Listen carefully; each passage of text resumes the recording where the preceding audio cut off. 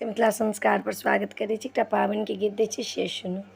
सावन के महीना गर्मी छै बड़ा जोर, पाबनि पूजू कनिया सोहाग बढ़त तोर।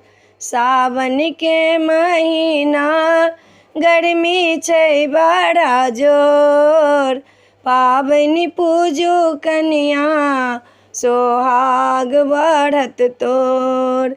कहमा से अयलै दही चूड़ा बड़िया, कहमा से अयलै छोटका देवरेबा।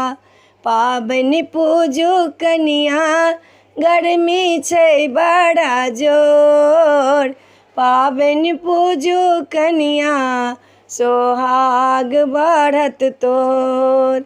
ससुरे से अयलै दही चूड़ा बड़िया, ससुरे से अयलै छोटका देवरेबा। पाबनि पूजू कनिया सोहाग बढ़त तोर, पाबनि पूजू कनिया सोहाग बढ़त तोर। कहमा बैसेबै ससुरा के भड़िया, कहमा बैसेबै छोटका देवरेबा।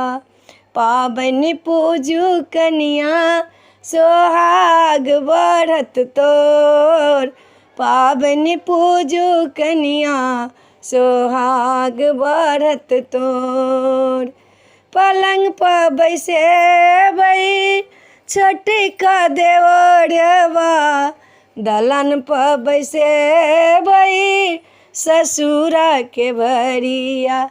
केचुआ मानिक पतसँ पाबनि पूजबै मोर, पाबनि पूजू कनिया सोहाग बढ़त तोर। सावन के महीना गर्मी छै बड़ा जोर, पाबनि पूजू कनिया सोहाग बढ़त तोर। वीडियो में यह है। अपने सबके नीक लागत ई पाबनि के गीत, चैनल के सब्सक्राइब करब, लाइक करब, कहऽ के नहीं बिसरब। जय मिथिला, जय माता जी।